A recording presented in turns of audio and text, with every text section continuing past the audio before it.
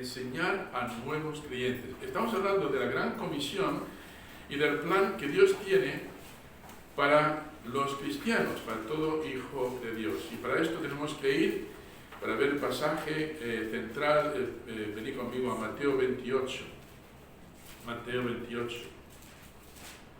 Hay dos pasajes que hemos estado estudiando durante los últimos dos mensajes. Y este es quizá el más conocido. Mateo 28 es conocido como el pasaje de la Gran Comisión. Empezando con el versículo 18, dice: Jesús se acercó y les habló diciendo: toda potestad me es dada en el cielo y en la tierra. Por tanto, id y haced discípulos a todas las naciones, bautizándolos en el nombre del Padre y del Hijo y del Espíritu Santo, enseñándoles que guarden todas las cosas que os he mandado, y he aquí, yo estoy con vosotros todos los días hasta el fin del mundo. Vamos a tener una palabra de oración. Señor y Padre Celestial, este pasaje lo hemos oído muchas veces, pero es posible que no lo entendamos, que no entendamos lo que esto involucra para cada uno. A través de otras enseñanzas que nos das, por ejemplo, en el libro de Efesios, capítulo 4, nos muestras que quieres ver creyentes maduros que están creciendo, que están conformándose a la imagen de Cristo, que no son llevados por cualquier viento de doctrina, que se mantienen centrados, Señor, siguiendo a su comandante en jefe, que es Cristo Jesús. Y para nosotros es importante tener una declaración de intenciones como iglesia. ¿Cuál es nuestra misión? ¿Qué hacemos aquí?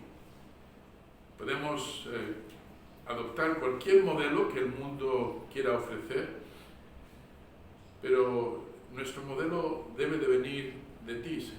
Y aquí nos enseñas cómo debemos funcionar como iglesia.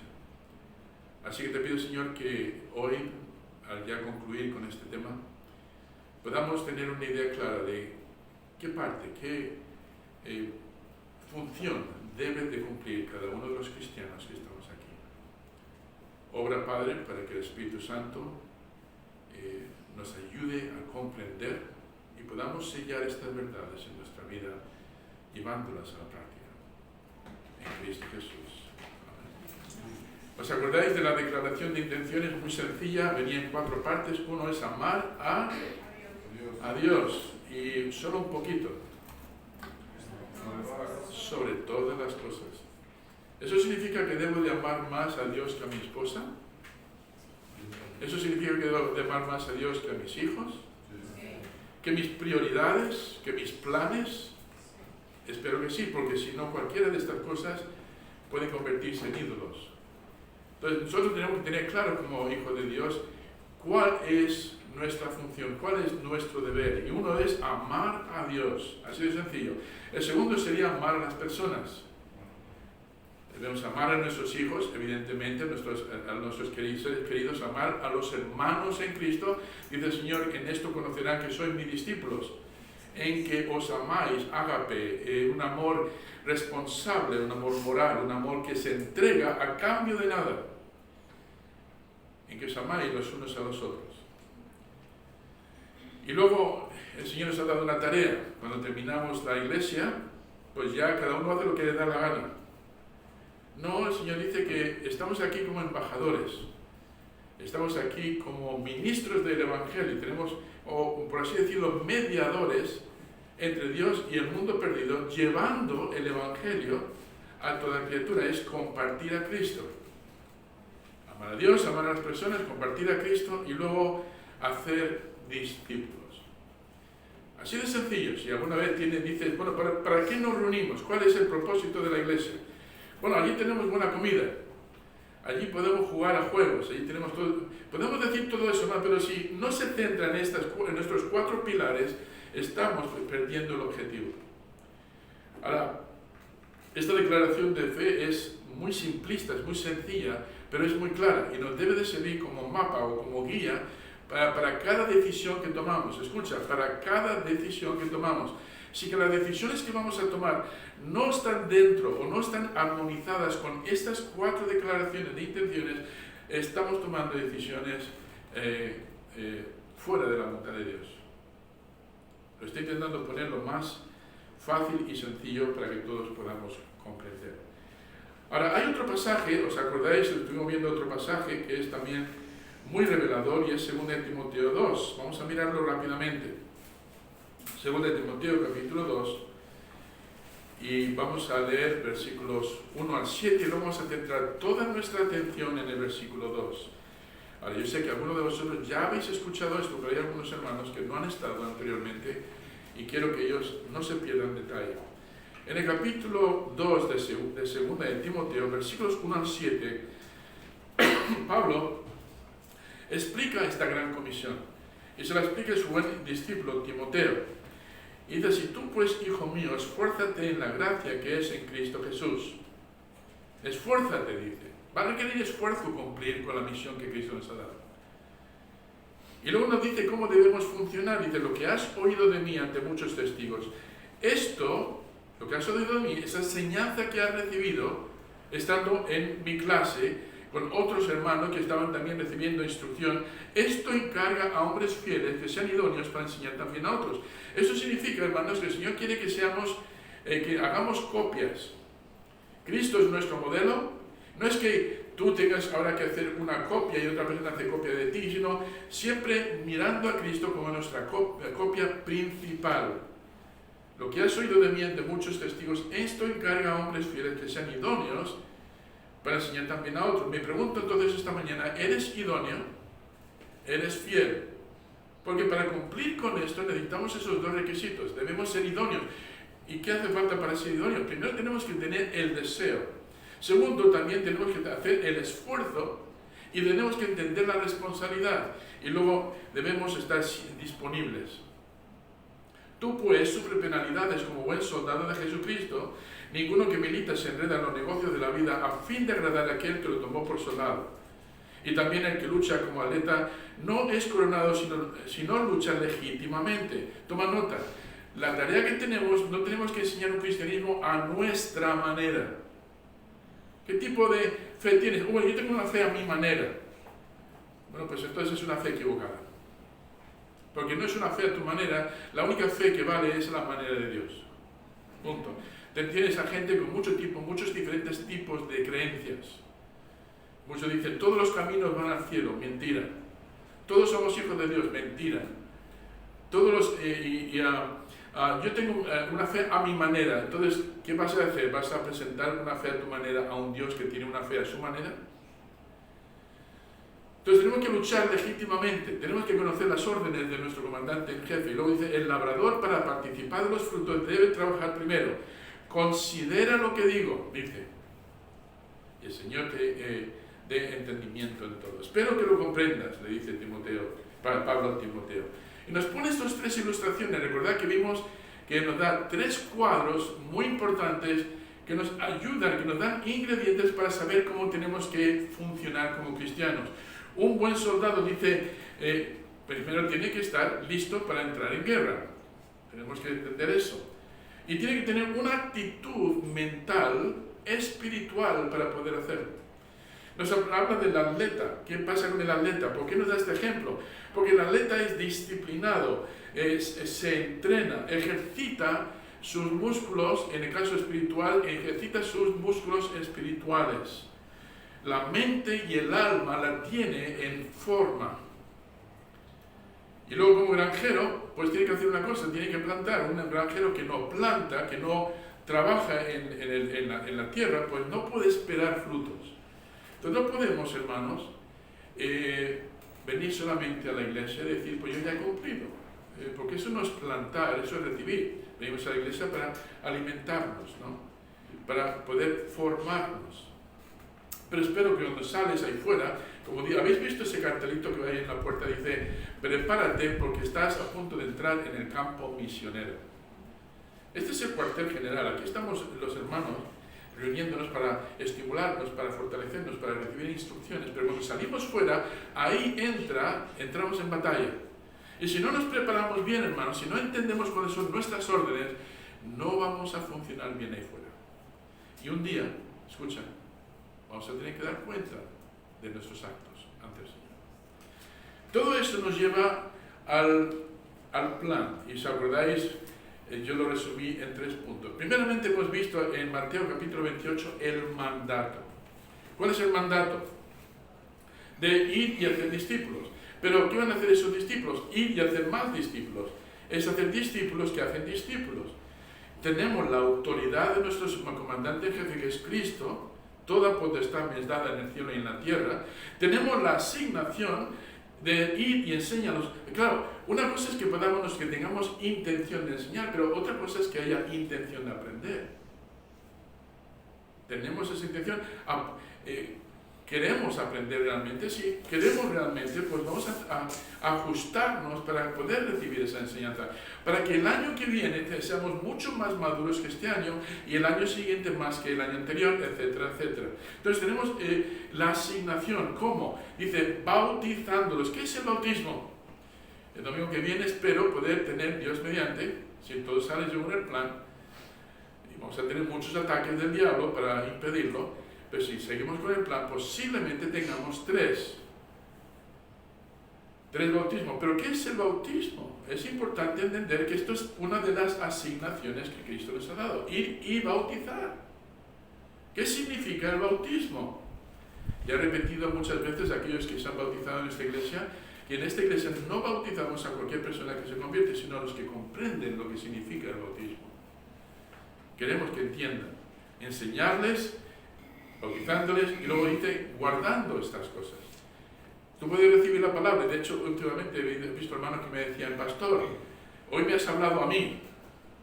Y yo digo, bueno, pues no era mi intención hablarte a ti, mi intención era hablar. Y cada uno lo recibe según le venga conveniente. Pero ¿qué has hecho con eso que has recibido? Si te ha hablado el Señor, y espero que haya sido así, ¿qué has hecho con eso? Vamos a obedecerlo. Vamos a hacer ajustes, vamos a hacer cambios para seguir las instrucciones, porque nada sirve que el mensaje sea entregado, lo recibamos, seamos muy motivados y salgamos ahí fuera y luego ya empecemos a hacer los planes a mi manera.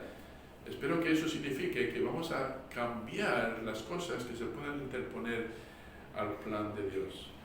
Y luego nos dice que nos da su seguridad. Yo estaré con vosotros todos los días. Yo estaré con vosotros todos los días. Y eso es para mí es un consuelo, porque a veces, hermano, la tarea es muy difícil, la tarea es complicada y uno se siente a veces muy solo haciendo la tarea. Pero el Señor nos da su seguridad y dice, mira, aquí la tarea no es tuya, es mía, solo quiero usarte. Y espero que sea así con todos nosotros, que seamos un medio por el cual Dios pueda hacer su obra en este mundo. Nos da su seguridad. La semana pasada me centré en el método. Tenemos el mandato, tenemos el método. ¿Y cuál es el método de conseguir este plan? Pues el método es, según Timoteo 2:2, lo que has oído de mí. Escucha, lo que has oído del pastor esta mañana, apréndelo. ¿Por qué? Porque el Señor te hace responsable de compartirlo con otros. Ayer tuvimos estudio bíblico con el hermano Timoteo. Cuando el hermano Timoteo enseña, espero que vengas con una bolsa muy grande porque nos da mucha información, muy valiosa. Y yo me siento responsable, hermano Timoteo, porque digo, wow, todo eso tengo que ponerlo en práctica. Pues sí, lo tienes que poner en práctica. Así que tenemos que tomar una actitud ante la enseñanza que recibimos. Podemos tener malos y buenos maestros, pero si tienes un buen maestro, espero que seamos buenos alumnos. Y el buen alumno recibe con responsabilidad la enseñanza que ha recibido de la palabra de Dios. Entonces, no lo veas como, bueno, yo ya he cumplido, escuchar al pastor, me voy a casa y ahora ya el resto de la semana es mía. No, ese es el campo de batalla en el cual debemos practicar estas cosas que aprendemos. El cristiano no es cristiano 2 horas a la semana en la iglesia. El cristiano debe ser cristiano 24 horas al día, 7 días a la semana. Amén. Amén.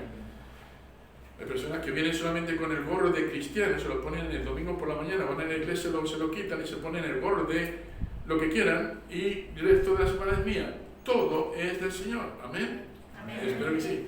Entonces, ¿qué debemos enseñar? Recordad que debemos enseñarnos a estudiar la Biblia, debemos de introducirnos en la palabra de Dios y saber sacar de ahí sus ricas bendiciones, de sellar esas verdades en el corazón. Debemos enseñaros pues a cómo orar bíblicamente. Debemos aprender a orar. Santa María, Madre de Dios, ruega por nosotros pecadores, ahora y en la hora. Así tenemos que orar, ¿verdad que sí? O tenemos que hacer como los de la India, ¿no? Los budistas, que tienen cilindros en la calle, 50 cilindros, y van dando giros a los cilindros, y cada vez que da un giro, es una oración levantado a Buda. Es así como tenemos que hacerlo. No es cualquier manera de hablar, tenemos que aprender el idioma bíblico para comunicarnos con Dios. Debemos enseñaros a cómo estar llenos del Espíritu Santo o andar en el poder del Espíritu Santo, a adorar a Dios en espíritu y en verdad, a tener compañerismo en la iglesia. Por eso el hermano Clayton está dando un estudio esencial para que la iglesia pueda funcionar bien. Enseñaros a compartir el Evangelio. Hermanos, estamos aquí para eso, para compartir la buena nueva. Somos embajadores en Cristo. Tenemos una misión que cumplir aquí, y es de representar lo mejor posible y lo más fielmente posible la palabra del Señor, el buen mensaje de salvación al mundo que nos rodea. Si no lo reciben de nosotros, ¿de quién lo va a recibir? ¿Del gobierno? ¿De alguna institución benéfica? Es nuestra tarea enseñarnos a compartir a Cristo, a participar financieramente a la obra que Dios nos ha dado. El Evangelio es gratis, pero las vías por las cuales va el Evangelio cuestan. Y el Señor nos da medios económicos que debemos aprender a manejar para poder hacer su obra. Y debemos aprender a manejar también el dinero para poder enviar misioneros a otros países donde el Evangelio no ha llegado todavía. Nosotros debemos estar dispuestos, y esta iglesia ahora mismo tiene 12 misioneros que apoyamos económicamente para poder, y este año, bueno, en noviembre, ojalá pudiéramos escoger a 2 más, o a 3, o a 4, Amén. 5. Dirás, pastor, ¿cuándo va a ser suficiente? Cuando cada ciudad y pueblo de este mundo esté evangelizado, entonces sí. Pero hasta que eso ocurra, hermanos, tenemos la comisión, la gran comisión de llevar el Evangelio. Hemos visto el método. El método no es complicado y es de enseñar a los creyentes para que ellos tomen responsabilidad y enseñen también a otros. En otras palabras, reprodúcete, da fruto. Un manzano que da. Cuando un manzano no recibe, no da manzanas, ¿qué hacemos con él? Bueno, Dios tiene muchas maneras de obrar con un manzano que no da manzanas. Mi padre era agricultor allí en Australia y una vez le vi hacer algo que me asombró. Era un peral y todos los años lo regaba, lo fertilizaba. Empezó desde chiquitito y era grande, pero no daba fruto. Y un día dice, hijo, ven, te voy a enseñar cómo este árbol va a dar fruto. Cogió un hacha y casi lo dejó partido así. El año siguiente dio una cantidad de fruto impresionante. Dije, papá, yo pensé que lo habías matado. Dice, no, hijo, hay que despertarlo. Digo, menuda forma de despertar a un peral. Dije, Señor, por favor, yo voy a dar fruto, yo no quiero que vengas con tu hacha, ¿no? Hay que reproducirnos. Si no damos fruto, hay un problema espiritual, ¿cierto? Y tenemos que corregir eso para poder entrar en este plan que Dios tiene. El Señor quiere que lleguemos a ser cristianos maduros. Dios no quiere bebés eternos. Hay bebés en la iglesia, amén. Hay, espiritualmente hablando, adolescentes en la iglesia, amén. Y hay papás y mamás espirituales en la iglesia, amén. ¿Qué hacemos? Eso es una iglesia sana. Alguien diría, no, que todos sean como Pablo. Eso sería horrible. Tener a 40 Pablos en una sala, recibiríamos mucha instrucción, pero también tendríamos un gran problema. Yo creo que ni Pablo querría que todos fuéramos como Pablo. Tenemos que ser como Cristo. Y cada uno en el nivel que estamos debemos estar creciendo. Los papás hermanos mayores, ¿qué tienen que estar haciendo? Velando por sus hermanos más menores, cuidando de ellos, animándoles, estimulándoles, enseñándoles. Y esos bebés, ¿qué hacemos con los pequeñajos? Con los que tenemos en la escuela dominical, pues van a decir tonterías, van a hacer tonterías. Y lo que tenemos que hacer es ayudarles a salir de esa niñez para convertirse en jóvenes, maduros, adultos, espiritualmente hablando, personas que sepan tomar responsabilidad de sus actos, personas que sepan luego reproducirse en otros. Entonces compartimos con otros. Ahora, ¿os acordáis que dije la semana pasada? Bueno, vamos a llegar, hemos pasado del mandato de multiplicar discipuladores, el método de multiplicar discipuladores. ¿Queréis escuchar el milagro? El milagro, hermanos, se va a producir. Y quiero que vengáis conmigo, por favor, a Hechos capítulo 19. Hechos capítulo 19. Mandato, método, y ahora vamos a ver el milagro. En Hechos capítulo 19 vemos algo muy interesante. La costumbre del apóstol Pablo, ya sabéis cuál era, entraba en una ciudad, lo primero que hacía era buscar la sinagoga. Él tenía una sensibilidad por los de su pueblo. Y buscaba la sinagoga, intentaba convencerlos, muchas veces se convertían, otras veces no se convertían. Pero luego iban los gentiles, y les hablaba a los gentiles. Esa era una costumbre, iban evangelizando. Pero lo que vemos en el capítulo 19 de Hechos es el cumplimiento de 2 Timoteo capítulo 2:2. Es el cumplimiento de lo que vemos en la Gran Comisión. Ve y enséñales que guarden todas estas cosas. Ahora, lo que vamos a ver aquí es interesante porque, primeramente, cuando Pablo llega a Éfeso, escuchad por favor aquí, esto se pone muy interesante. Si te pierdes esto, te pierdes el milagro. Y perdemos, hermanos, el milagro que se puede producir aquí en la iglesia.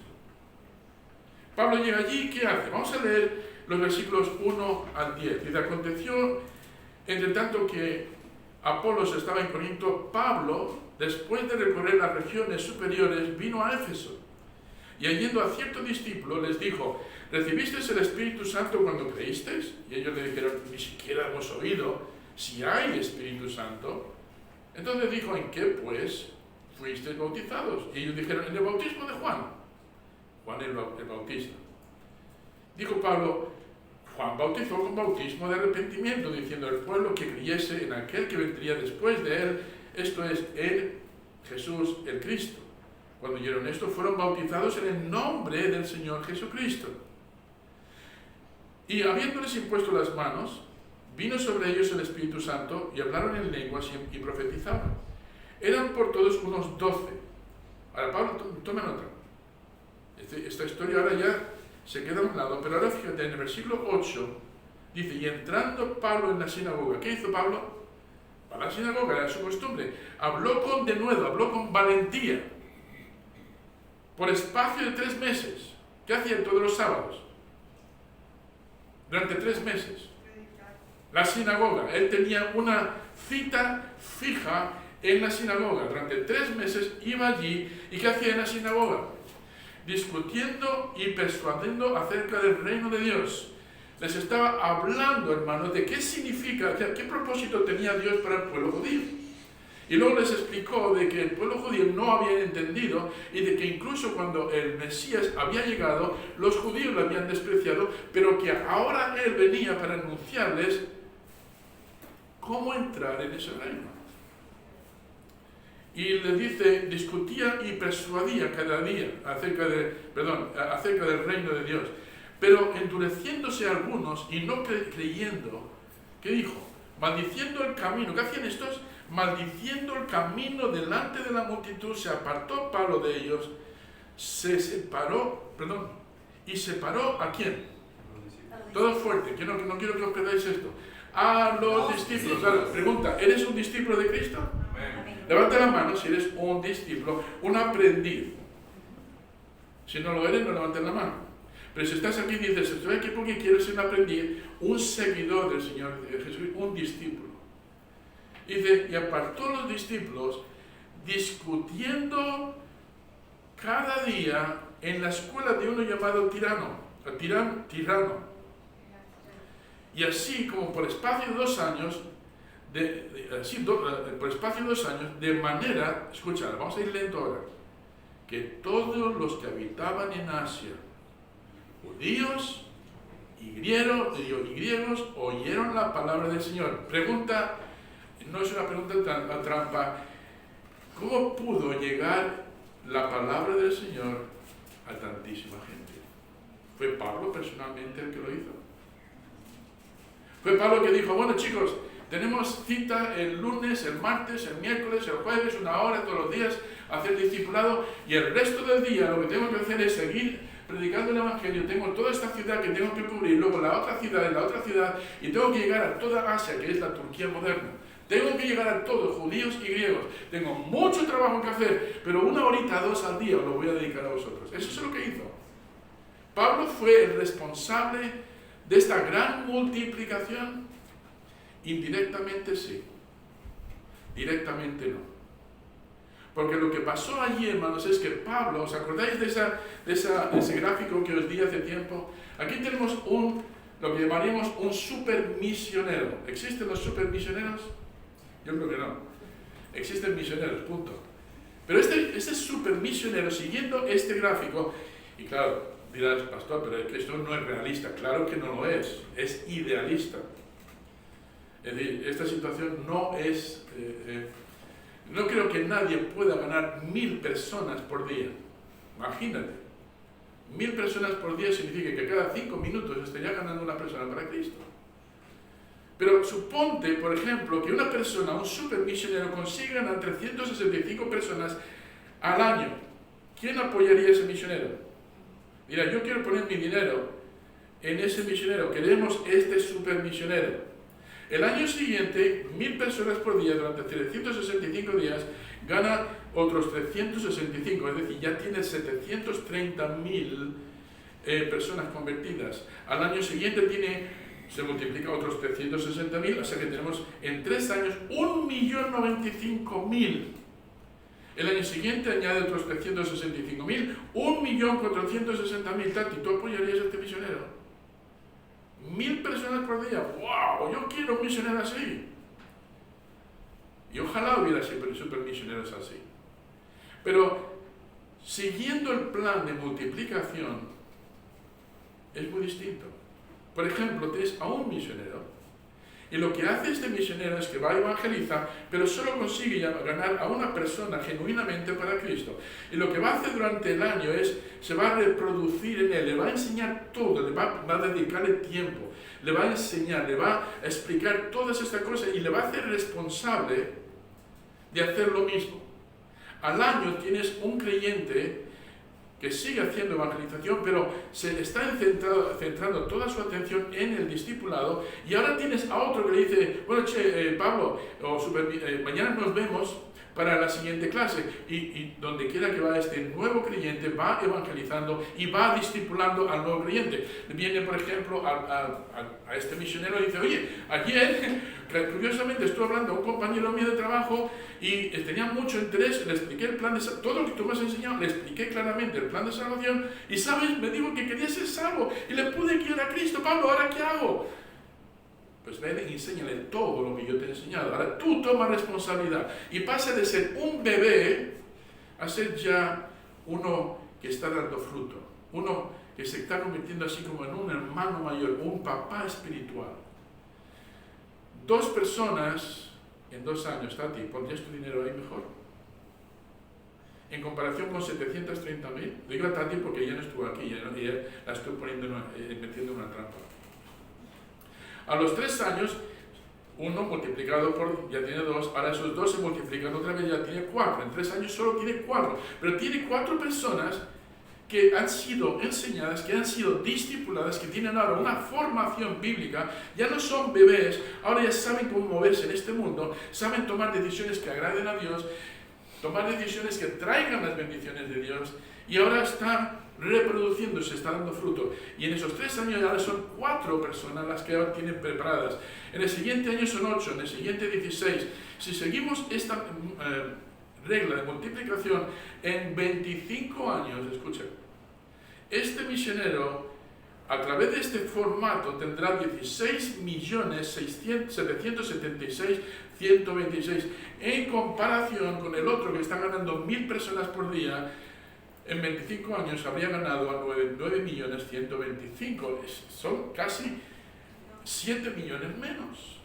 En cuestión de 34 años, el discipulador se ha reproducido a través de todos estos discípulos en 8.934.592, mientras que el otro misionero, super misionero, ganando todos los días 1.000 personas, en este plan ha dejado muchos bebés y permanecen como bebés y el mundo les está arrebatando todo lo que han aprendido. 12.410.000. ¿Quién es el super misionero? El que discipula, el que ha entendido el plan de Dios. Y Pablo nos enseña aquí en este pasaje cómo se produce el milagro. ¿Cómo se produce el milagro, hermanos? Hemos visto ahí claramente en el versículo 1, dice, perdón, a partir del versículo 4, dice, dijo Pablo, Juan bautizó con espíritu de arrepentimiento, diciendo, es que voy un poco más adelante, versículo 5, cuando oyeron esto, fueron bautizados en el nombre del Señor Jesús. Y habiéndoles impuesto a Pablo las manos, vino sobre ellos el Espíritu Santo, y hablaban en lenguas y profetizaban. Eran por todos unos 12 hombres. Y entrando Pablo en la sinagoga, habló con denuedo por espalda. ¿Veis que está haciendo evangelismo? Pero ¿dónde va a esforzar sus esfuerzos? ¿Dónde va a poner sus esfuerzos? Dice, y entrando, versículo 9, pero endureciéndose algunos y no creyendo, maldiciendo el camino delante de la multitud, se apartó Pablo de ellos. ¿Y qué hizo? Separó a los discípulos. A ver, ¿quién es seguidor realmente? De los que se han convertido, ¿qué va a hacer? Si ha habido ¿sabes lo que es una conversión? Una conversión no es hacer una oración y luego voy el domingo a la iglesia. Eso no es una conversión. Lo único que has hecho es cambiar de sitio. Una conversión es cuando mis prioridades y mis ideologías eran estas y todo mi empeño era seguir en este camino. Ahora encuentro que Cristo es el Señor Todopoderoso, que Él me ha dado un propósito, Él tiene un plan de salvación, yo recibo con fe ese plan de salvación mediante el arrepentimiento y depositación y mi depósito de mi fe en la obra que Él ha hecho en la cruz. Y ahora digo, Señor, siendo tú Señor y amo de mi vida, ¿qué quieres que haga? Y tomamos un rumbo distinto. Mis prioridades son ¿cuáles? Tus prioridades. Mis ideologías van a cambiar. ¿Y sabes para qué? Porque el Señor dice, quiero que tengáis vida y vida abundante. No es que Dios nos quiera robar nada. Nos quiere dar todo. Y nos quiere dar un propósito. Y lo que hace aquí durante estos 2 años, escucha, porque el resultado de esos 2 años va a ser ¿qué? Versículo 10. Y continuó por espacio de 2 años, de manera que todos los que habitaban en Asia, judíos y griegos, oyeron la palabra del Señor. ¿Mediante quién? ¿Quién hizo esta obra? Los discípulos. Imagínate, Pablo seguía evangelizando, iba ganando, decía, oye chicos, mañana discipulado. ¿Dónde? En la casa de uno llamado, ¿cómo se llamaba? Tirano. No de tirano de maldad, no es el tipo de tirano. Pero Tirano era de los que decía, Pablo, yo quiero tener estudio bíblico, quiero tener discipulado en mi casa, ¿vale? Mañana. Y el lunes, el martes, en mi casa también, el miércoles también. Y Pablo, si ganas alguno nuevo, trae también a casa. Y de repente tenía Pablo ahí unos 3 o 4 discípulos, luego tenía 8, luego tenía 10, luego tenía 20, luego tenía 30. Les enseñaba a ser discipuladores que ahora se van a multiplicar y convertirse en, discípulos, convirtiéndose en discipuladores. Y ahora estos están creciendo, ahora ya tenemos 30, ahora tenemos 40, ahora tenemos 50, y Pablo dice, bueno, esto es demasiado. Esto está creciendo, ya no es personal. Chico, el primero que se convirtió el año pasado, ¿quién fue? Pepito, coge tú un grupito de aquí y enséñales todo lo que yo os enseño. Y Antonio, coge este de aquí y discipúlales. Y cada vez que venga uno nuevo, tú, Pepito, encárgate de ellos. Y cuando ya esté más o menos afianzados en lo que le vas a enseñar, pásaselos a Antonio. Y mientras tanto estamos discipulando más, y viene Juan, ahora se ha convertido, y Juan está aprendiendo, y pasa un año y ya Juan está maduro. Y Juan dice, pero yo también quiero enseñar, porque ayer gané a una persona para Cristo, ¿qué vamos a hacer, Pablo? Y dice, Pepito, tú coge ahora y enseña a Juan. Y así empieza a reproducirse. En 2 años, hermanos, ese número se había multiplicado de tal manera que el resultado se extendió por toda Asia. Si Pablo hubiera tenido que hacer ese trabajo, hubiera muerto de exhausto, de cansancio. No es humanamente posible. Pero cuando seguimos el plan bíblico, es humanamente posible porque no depende de una sola persona. Depende de muchos. Muchos colaboradores que dicen, nosotros queremos seguir a nuestro Señor Jesucristo. Estamos hablando, hermanos, aquí del milagro. El Señor quiere, hermanos, que cada uno de los hermanos que estamos aquí, si somos realmente salvos, digamos, Señor, yo me he convertido de las tinieblas a la luz, me he convertido de una ignorancia a tener un conocimiento bíblico, de tomar decisiones a la ligera, ahora tomar decisiones importantes que estén de acuerdo con tu voluntad. Y ahora, Señor, mi tiempo no es mi tiempo más, es tu tiempo. ¿Y entonces qué hacemos? Es que no tengo tiempo, tengo un cumpleaños. Algo no se puede cambiar ahora. Es que, pastor, es que tengo que... Esa es la hora de mi siesta. Yo tengo personas que me dicen, pastor, es que a esa hora ceno. Bueno, quizás te convenga entrar un poco en dieta, ¿no? No sé. Empezamos a ajustar todo para que la voluntad de Dios se llegue a cumplir. ¿Y sabes qué viene cuando hacemos eso? Bendición. Busca primero el reino de Dios y su justicia. Todas las demás cosas serán añadidas. No tengo tiempo, pastor. ¿Tienes tiempo para el televisor? No tengo tiempo, pastor. ¿Tienes tiempo para los videojuegos? No tengo tiempo, pastor. Y empezamos a poner todo tipo de excusas, pero el tiempo, hermano, lo tenemos, solo que lo administramos mal. ¿Cierto? Y dirás, pastor, ¿y qué gano yo en esto? No lo sé, pero te aseguro de una cosa, tenemos a un Dios muy generoso que cuando vayamos al tribunal de Cristo va a saber cómo recompensar la obra. Y entonces el televisor y la fiesta de cumpleaños y los juguetes que nos gustaban dedicar todo, nos van a parecer insignificantes en comparación con el fruto, hermanos, que vamos a ver delante de nosotros. Personas que han venido a Cristo por causa de que hemos obedecido el plan de Dios, de que hemos ajustado nuestros planes a sus planes para tener una vida significativa con propósito. Tenemos el mandato, tenemos el método y tenemos el milagro. Quiero, para terminar, contaros una parábola que lo explica todo muy bien, y está en Juan capítulo 15. Capítulo 15. Dirás, pastor, esto es nuevo. No nuevo. Esto es precisamente lo que enseñó a Jesucristo a sus discípulos. Pero lo hizo con una ilustración, una parábola, para que entendiesen cómo funciona esto de la multiplicación.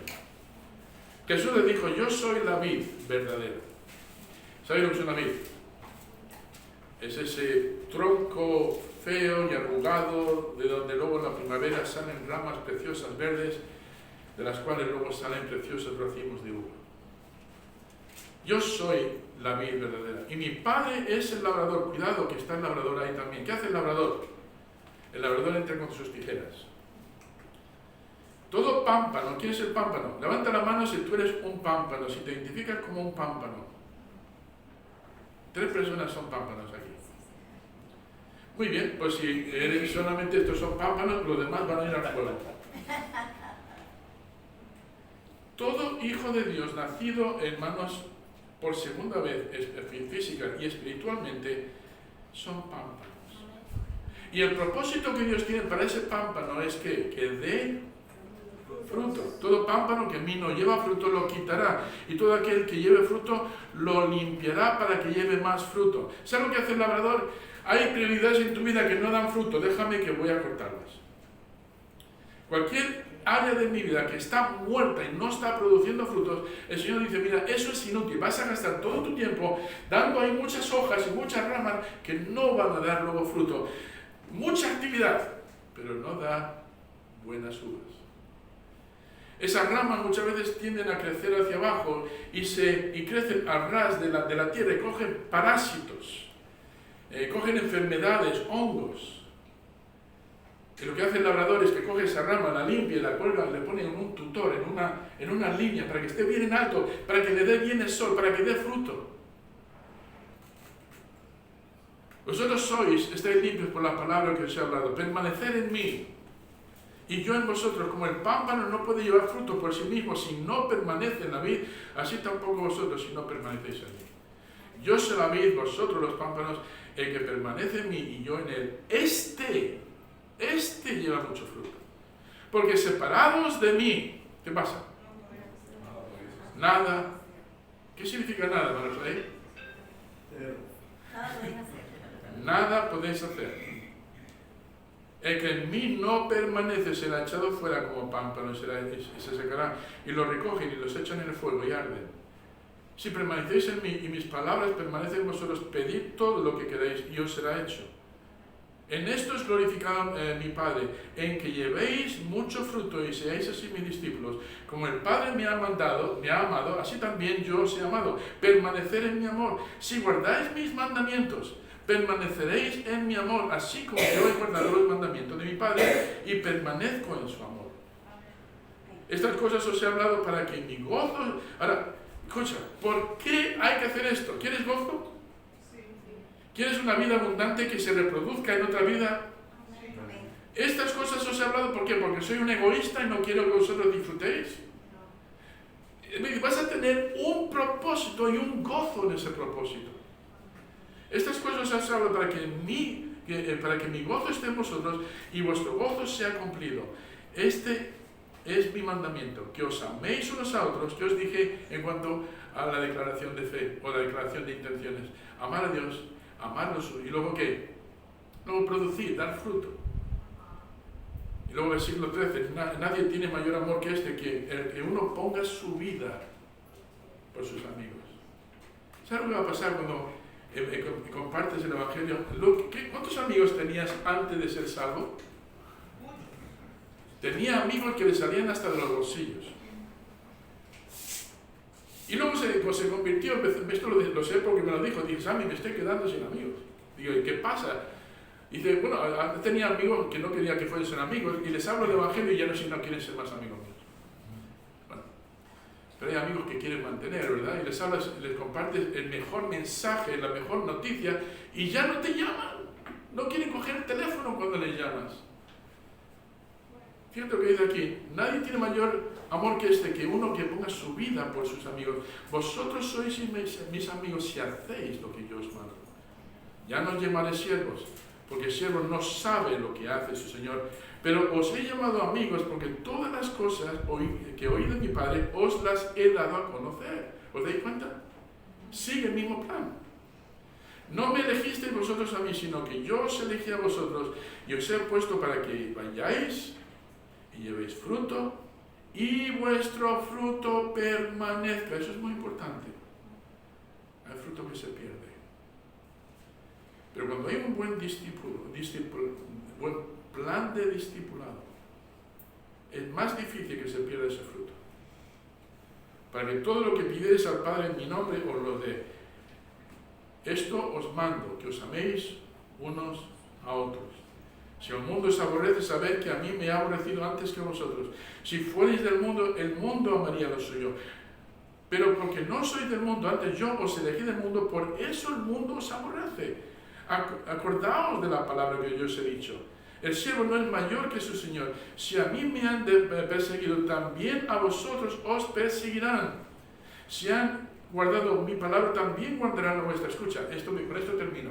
¿Te has dado cuenta? Yo cuando me convertí, la gente me aceptaba bien, podía tener buenas relaciones con mis amigos, mis conocidos. Cuando me convertí y este gran anhelo de compartir a Cristo nació en mi corazón, fui a mi casa con un entusiasmo, una ilusión tremenda. Empecé a compartir este gran mensaje con mi madre. Mi madre dijo, le han comido el coco. Era el menor de 10 hermanos. Empecé a compartir esto con mis hermanos mayores. ¿Y saben lo que dijeron? Confirmado, le han comido el coco. Empecé a hablarlo a mis amigos y no entendía por qué me despreciaban. Me entró una depresión. Digo, ¿cómo es posible que no entiendan lo precioso de este mensaje? Que yo quiero que compartan lo que yo he vivido. Y no lo reciben. Pero no me desanimé. Dije, Señor, ya me lo advertiste. Es un mensaje que va en contra de las tinieblas. Por lo tanto, vas a tener a un enemigo muy grande que es el diablo. Y luego todos los que son sus hijos, que no van a quererlo. Pero sabes, hermano, de vez en cuando surge alguien que dice, sí, yo llevo tiempo buscando eso. Yo quiero eso, es justo lo que yo deseo. ¿Cómo puedo recibir ese regalo de salvación? Compartes el Evangelio y tienes el gran privilegio de guiar a esa persona a Cristo. Después de mi salvación y el gozo que recibí con mi salvación, el segundo momento más emocionante en mi vida como cristiano fue de poder guiar a alguien a Cristo. Y luego dije, ¿y ahora qué hago con este? Entendiendo lo que decía la palabra, dije, pues voy a tener que enseñarle lo que yo he aprendido. Pronto, hermanos, me convertí, me vi que tenía las manos llenas, estaba discipulando a varias personas. Y ellos estaban ganando a otras personas. Y cuando me quise dar cuenta dije, wow, esto es fantástico. Algunos de ellos se han convertido en misioneros, otros en maestros de escuela dominical, otros no están en el púlpito, pero son grandes cristianos que están sirviendo en el área en la que el Señor le ha dado don para ejercitar. ¡Qué bendición, hermanos! Porque yo anhelo ver ese día cuando llegue al cielo y vea una multitud de personas que digan, Sammy, gracias por no pensar en ti y pensar en nosotros. Gracias porque fue por tu testimonio que nos hizo a nosotros darnos cuenta de que necesitamos a Cristo como Salvador. Y fue gracias a ese esfuerzo, no quiero gloriarme ni mucho menos. Fue ese esfuerzo de mes tras mes, año tras año, siguiendo en esta línea que nosotros pudimos madurar. Y que luego nosotros pudimos seguir el modelo para hacerlo con los demás. Hace ya 42 años de esto. Dices, tú eres Sammy, pero dices que no quieres jactarte. No, porque la verdad es que no dependía de mí. No depende, separados de mí, dice, nada, puedes hacer. No era yo en realidad, yo era un conducto. Una vía nada más, pero tenía que estar disponible, tenía que estar dispuesta. Mi pregunta para ti hoy es esta: ¿eres una persona idónea? ¿Una persona enseñable? ¿Una persona con disposición? ¿Una persona que esté dispuesta a seguir a su maestro, a su Salvador? ¿Una persona que está dispuesta a cambiar planes y prioridades y ideologías para ser cada vez más y más como Cristo? Tenemos, el plan está muy claro. Tenemos el mandato, tenemos el método y tenemos el milagro. Yo quisiera ver el milagro de multiplicación. Un milagro en el que puede llegar el día en que el pastor, hermano Timoteo, hermano Clayton, ya no estén. Sabéis que eso va a llegar, ¿no? No vamos a llegar a tener como Matusalén 900 y pico años. Yo quiero irme con mi Señor. Pero ¿quién va a quedar con la obra? ¿Quién va a quedar con la obra? De ahí Pablo, según Timoteo, le dice, yo ya estoy listo para ser sacrificado. Timoteo, pronto te tendré que pasar el batán. Pronto tú tendrás que tomar liderazgo. Esfuérzate como buen soldado de Jesucristo. Aprende, sigue sembrando la palabra que encuentres oposición. Sigue reproduciéndote a ti mismo. Y gracias a esa cadena de reproducciones que estamos aquí. Pero no debemos, hermanos, frenar la cadena de reproducción pensando de que mi único deber es venir aquí a la iglesia, escuchar durante media hora, 45 minutos y marcharme a casa. La tarea, hermanos, es de producir ese gran milagro cumpliendo con el método que Cristo nos ha dado. Vamos a ponernos de pie y vamos a tener una palabra de oración. Señor y Padre Celestial,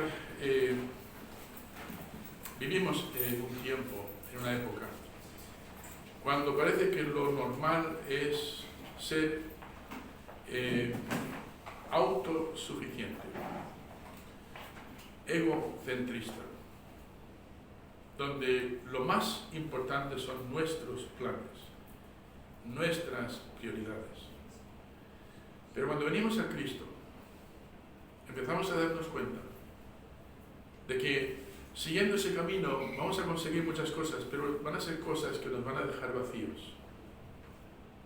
Nos van a dejar como Salomón, diciendo vanidad de vanidades, todo es vanidad, todo está vacío y sin significado. Y queremos, Señor, ser como Cristo, que dio su vida, que no escatimó nada, Señor, para podernos dar a nosotros la salvación. Una salvación que no podíamos comprar, una salvación que solo podíamos recibir por fe en la obra terminada de Jesucristo. Pero no terminaste con eso, Señor. Cogiste esos 12 discípulos, les enseñaste durante 3 años. Y allí, en ese monte alto, Señor, le dijiste: toda potestad me es dada en el cielo y en la tierra. Por tanto, id y hacer discípulos, bautizándolos en el nombre del Padre, del Hijo y del Espíritu Santo, enseñándoles que guarden todas las cosas que yo os he mandado, y aquí yo estoy con vosotros. Ayúdanos, Señor, a recordar que esas fueron las últimas palabras tuyas, y que no son consejos, son mandamientos, y que para estar en el centro de tu voluntad tenemos que tener eso muy presente.